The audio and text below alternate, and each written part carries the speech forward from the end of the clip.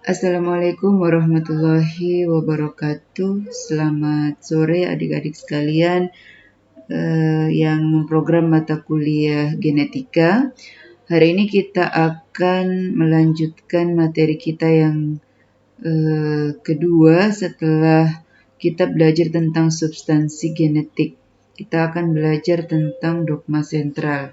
Jadi bagaimana suatu sifat jadi yang berada di dalam gen itu kemudian diekspresikan menjadi suatu protein. Itu yang akan kita pelajari di dalam dogma sentral. Mungkin adik-adik sekalian sangat sulit ya mempelajari genetika ini karena harus dengan membayangkan, harus dengan tanpa bertemu langsung mungkin agak sulit, sehingga saya berusaha untuk menggunakan berbagai media. Jadi bisa dengan materi langsung, juga dengan PowerPoint yang saya berikan penjelasan. Itu pun sepertinya belum begitu bisa dipahami karena tidak ada pertanyaan yang masuk. Jadi indikator mahasiswa memahami materi adalah salah satunya dengan adanya pertanyaan yang masuk. Kalau tidak ada pertanyaan sementara materi berjalan, itu sepertinya malah saya merasa adik-adik sekalian bingung dalam mengikuti perkuliahan ini. Nah, saya mohon ini nanti ada feedback, ada semacam masukan. Perkuliahan ini sebaiknya dilakukan bagaimana ya. Jadi bagaimana kita menjalani perkuliahan ini supaya adik-adik bisa memahami materi dan saya juga bisa mengajar dengan baik, agar supaya jangan sampai saya merasa sudah mengajar tetapi adik-adik sekalian tidak memahami materi yang saya berikan. Nah, di dalam dogma sentral, saya lanjut dulu ya, nanti silakan saya akan memberikan sebuah feedback untuk pelaksanaan pembelajaran, yaitu yang pertama adalah ini ya, dogma sentral.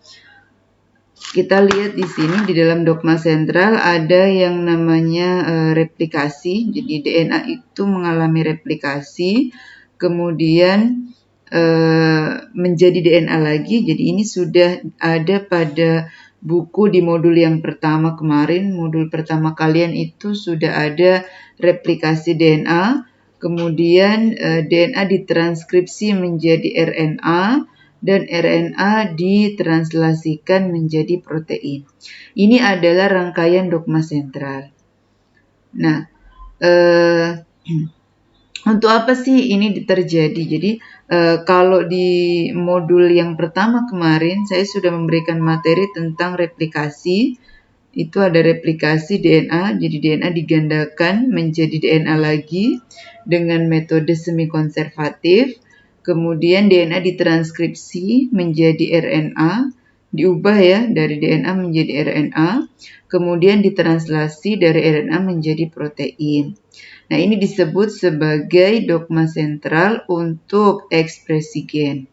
Jadi ekspresi gen adalah suatu proses penerjemahan informasi yang dikode di dalam gen menjadi urutan asam amino selama sintesis protein. Nah, ini adalah asam aminonya. Coba kita lihat contoh. Jadi ada asam amino itu dikode oleh 33 huruf. Jadi ini adalah kode asam amino. UUU ini adalah nama asam aminonya. Kalau ada ini kode genetik ya. Kalau ada UUU berarti dia bernama fenilalanin. Kalau ada UUA berarti bernama leusin. Kalau ada UCG adalah serin. Kalau ada PRO berarti kalau ada CCC berarti prolin dan seterusnya. Itu ada sebanyak sekitar 64 ya kalau tidak salah. Kemudian di antara semua kode genetik ini ada yang merupakan codon stop, ini AUG, yaitu menyandi asam amino metionin, dan ada UAA, UAG, dan UGA masing-masing menyandi asam amino untuk codon stop. Ini berguna nanti pada saat translasi. Silakan diikuti. Jadi ini adalah kode-kode pada asam amino yang diterjemahkan pada saat dari transkripsi ke translasi. Akan kita lihat nanti. Nah, ini replikasi, jadi materinya itu sudah ada di modul yang pertama 2 minggu yang lalu.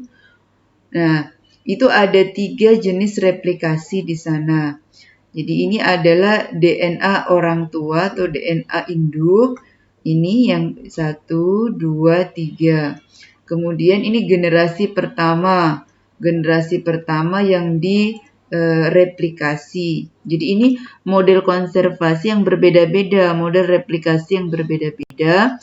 Ini adalah semi konservatif, yang ini konservatif, dan yang terakhir adalah dispersif. Nah, model yang semi konservatif ini kita lihat ya, semua DNA induk itu kuning, dan kuning. Ini semua kuning. Lalu pada generasi yang pertama, satu tetua yang berwarna kuning itu memisah. Jadi satu di sebelah kiri, satu lagi di sebelah kanan. Kemudian yang konservatif ini, yang satu di sebelah kiri seluruhnya, kemudian yang satu di sebelah kanan seluruhnya, ya. Jadi kita diamati, ini yang sebelah kiri ini hitam. Hitam ini adalah turunan yang pertama. Ya, hitam ini adalah hasil replikasi dari gen yang pertama, sedangkan yang kedua ini konservatif. Jadi generasi yang pertama ini, yang kiri ini semuanya kuning, jadi turun ke sini kuning semua. Kemudian replikannya itu hitam semua. Kalau ini dia memisah dulu, satu di sebelah kiri, satu di sebelah kanan, kemudian baru direplikasi. Ini menjadi cetakan ya, yang kuning ini cetakan, kemudian hasilnya ada yang warna hitam. Nah, ini menjadi cetakan semua sebelah kiri, hasilnya yang sebelah kanan. Kalau dispersif, ini terpotong-potong. Jadi satu untai di sebelah kiri, satu untai di sebelah kanan, tapi terpotong-potong. Nanti sambungannya yang hitam itu semua baru. Lalu pada generasi kedua, ini terpisah lagi. Jadi kuningnya memisah ke sebelah kiri satu, ke sebelah kanan satu. Yang hitam ini adalah generasi barunya. Jadi semua yang hitam generasi baru. Nah, demikian juga ini. Kalau ini satunya kuning di sebelah kiri, satunya hitam di sebelah kanan ini. Nah, ini adalah turunannya. Ini keturunannya ini. Yang kedua ini dia punya keturunan ini. Nah, yang manakah model replikasi yang dianut untuk replikasi DNA? Seperti di dalam modul 1 disampaikan bahwa replikasi DNA yang diterima adalah secara semi konservatif. Baik.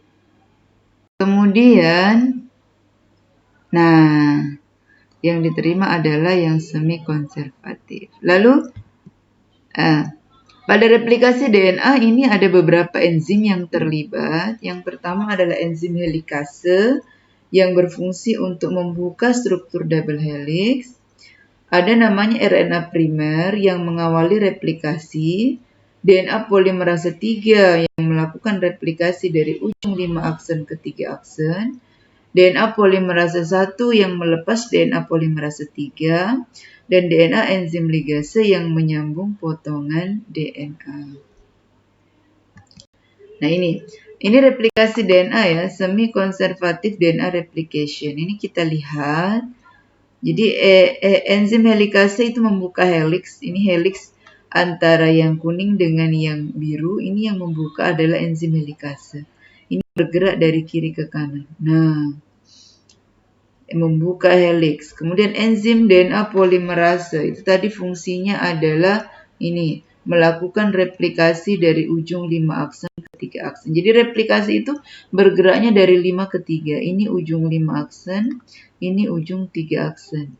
Ya, jadi ini bergeraknya dari 5 ke 3. Ini 5. Jadi nanti kalau ini yang lama, untai lama yang biru ini 3, maka ujungnya ini adalah 5. Nah, kalau 5 berarti nanti ini adalah untai lambat karena pemanjangannya bergerak dari arah dalam keluar. Jadi ini bergerak dari 5 ke 3, 5 kemudian sampai ke 3. Itu bergerak dari dalam, dia tanda panahnya ini keluar.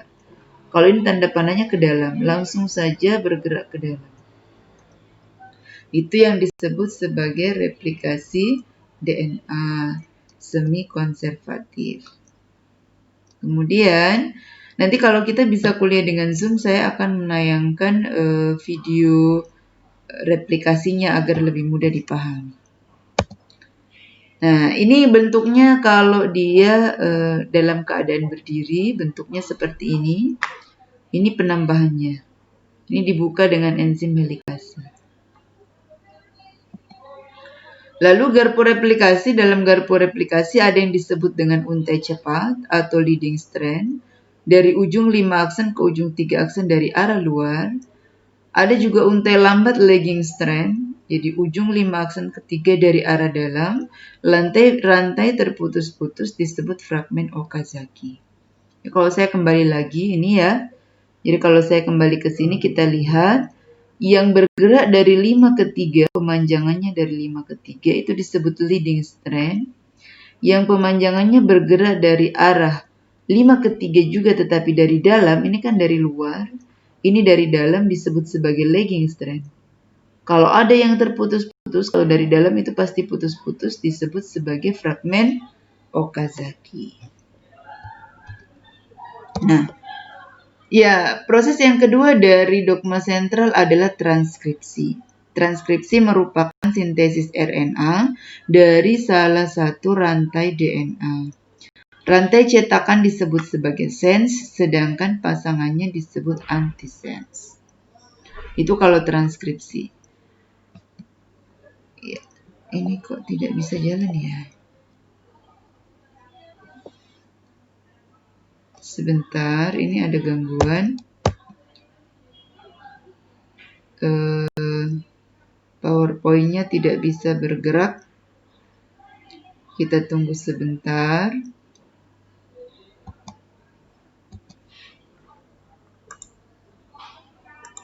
Ya.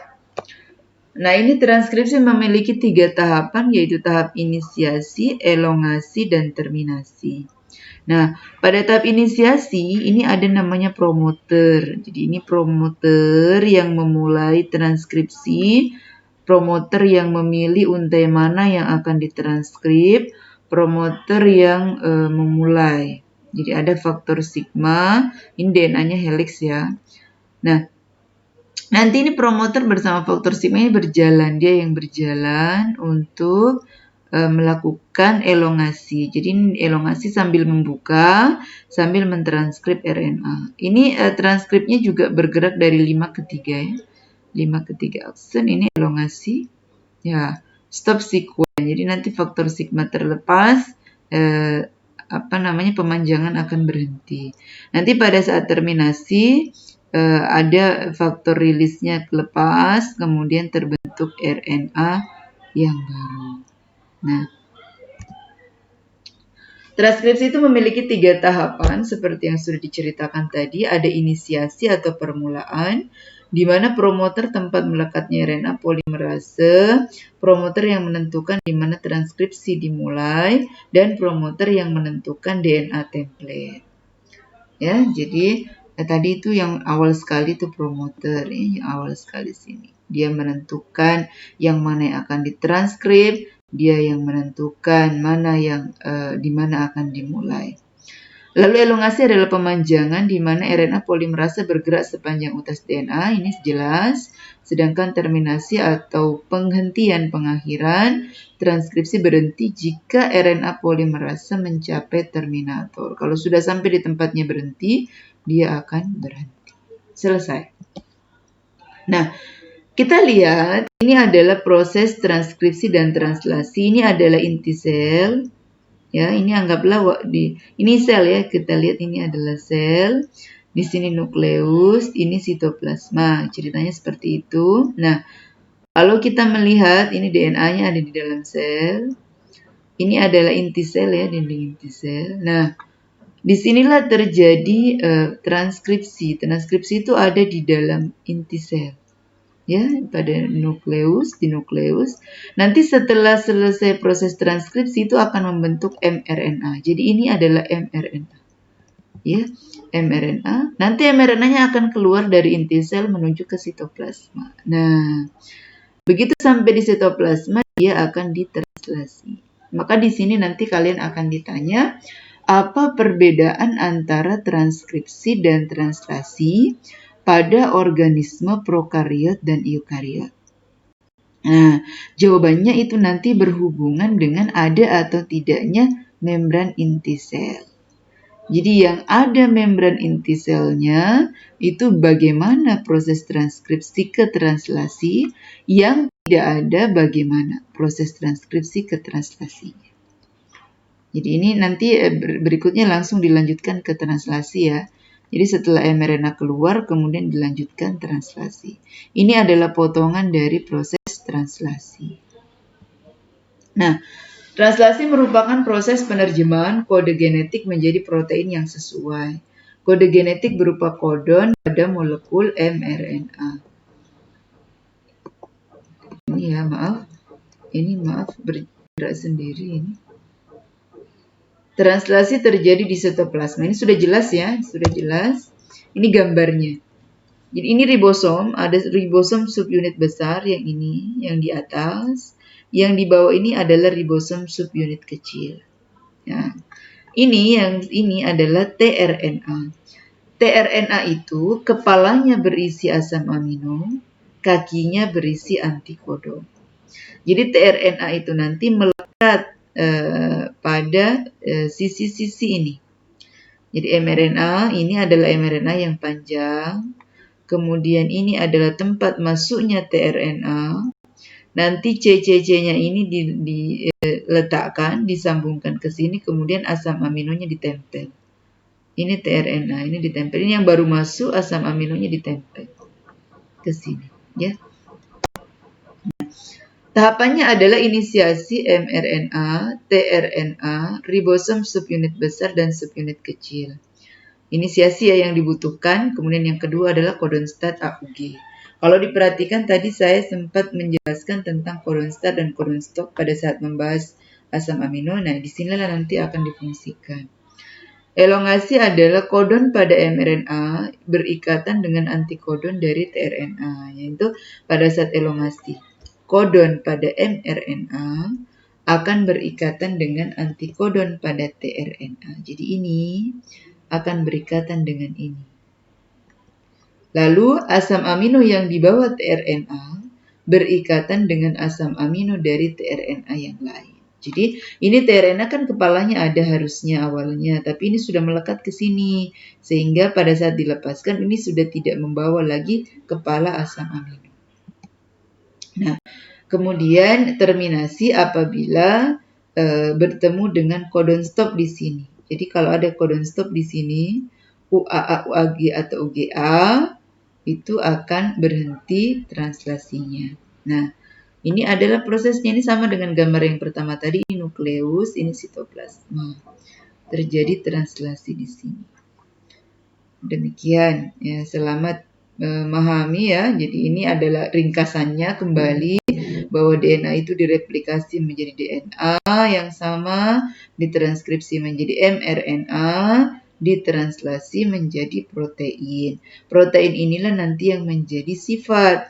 Yang manakah sifat itu? Ya, yang muncul pada fenotip kita, misalnya sifat hidung mancung, hidung pesek, rambut keriting, rambut lurus.